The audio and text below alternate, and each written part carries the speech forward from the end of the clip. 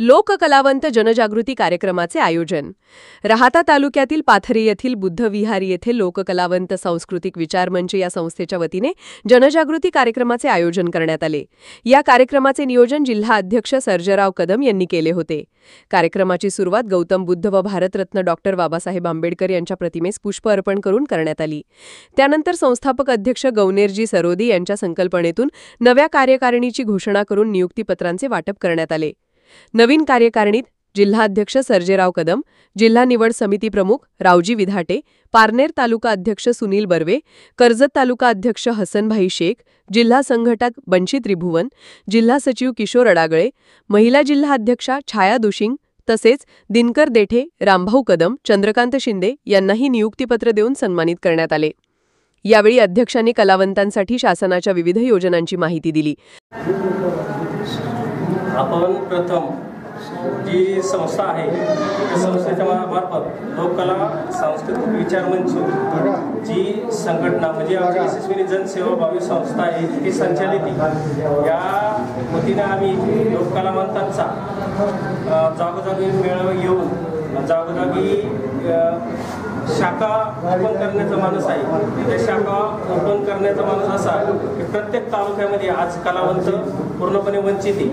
त्यांना महाराष्ट्र शासनाच्या कुठल्या योजना भेटत नाही आणि जो मानधन दिलं जात आहे ते फक्त जिल्ह्याला 100 जणांना मानधन दिले जाते, पण काही जे कलावंत आहे ते उपेक्षित राहतात. त्याच्यामुळं आमची अशी मागणी आहे का कमीत कमी नगर जिल्ह्यामध्ये म्हणजे जिल्ह्याला 500 प्रस्ताव मंजूर केले पाहिजे. आता ते 100 प्रस्ताव मंजूर करतात, पण 500 प्रस्ताव मंजूर केले पाहिजे. कलावंतांना काही सुखसोयी पाहिजे. त्यांचा दवाखान्याकरता एखादा कलावंत आजारी असेल तर शासनाने 10 लाख रुपये त्यांना फ्री दवाखान्यामध्ये द्यावे. त्यांचा विमा उतरवण्यात यावा. त्यांच्या मुलांना डिग्रीपर्यंत शिक्षण मोफत देण्यात यावं. त्यांना एसटी भाडं फुकट मोफत असावं. अशा बऱ्याचशा आमच्या मागण्या आहे. सर्वप्रथम म्हणजे आम्ही हाडाचे मांसाचे कलावंत आहोत. पूर्णपणे डीजे हा बंद झाला पाहिजे, कारण कलावंतांचं त्यामुळे उपासमार होते डीजेमुळं.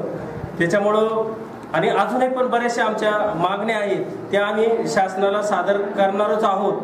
परंतु आमच्या या सगळ्या मागण्या मान्य झाल्या नाही तर आम्ही साधारणतः 1-2 महिन्याच्या अंतरावरती आम्ही शासनाला तसं पत्र वगैरे देणार आहोत. जर आमच्या मागण्या मान्य झाल्या नाही तर आम्ही जिल्हा कार्यालयासमोर सर्व कलावंत सनई संबळ तापे सगळे वाद्य आणून तिथं जन आंदोलन करणार आहोत.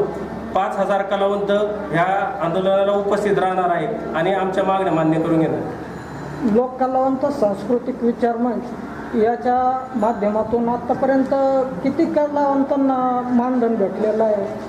आता 2024 पासून आहे ना ऑनलाईन पद्धत झाली. अगोदर जे अर्ज दिले जायचे पंचायत समितीमध्ये ऑफलाईन द्यायचे त्याचा विचार कधीच झाला नाही आणि केला गेला नाही. परंतु संघटना त्यावेळेस थोडीशी म्हणजे कमी प्रमाणात काम करत होती. आता संघटनेला पाठबळ मिळाले आहे तेव्हा संघटना चांगल्या प्रकारे आता काम करते आणि जे 2024चे ऑनलाईन अर्ज झाले त्या 2000च्या ऑनलाईन अर्जामध्ये प्रत्येक तालुक्यामधून आम्ही कमीत कमी 100 ते 200 अर्ज भरलेले होते. ग्रामीण भागातले जे लेखक, गीतकार, संगीतकार, वाद्यवादक किंवा तुम्ही जो म्हणता डीजे हा बंद झाला पाहिजे, याचं नवीन पिढीने ही कला जोपासण्याचं काम करण्यासाठी तुम्ही त्यांना काय संदेश देऊ इच्छिता? त्यांना असा संदेश देऊ इच्छितो का जे तरुण कलावंत आहे त्यांनी जो आपला जो वारसा आहे तो वारसा जपला पाहिजे. कारण ही जर असं केलं नाही तर ही कला लोप पावेल. त्याच्यामुळं हा वारसा जपला पाहिजे. आणि एक कलाकार म्हणून आता पहिलं कसं होतं, कलावंतांना काही कुठल्या गोष्टीचा मान नव्हता, परंतु आता कलावंतांना चांगले दिवस येतील आणि या संघटनेच्या वतीनं आम्ही आणण्याचा प्रयत्न करू. धन्यवाद साहेब, आपण आपली बाईट दिल्याबद्दल धन्यवाद.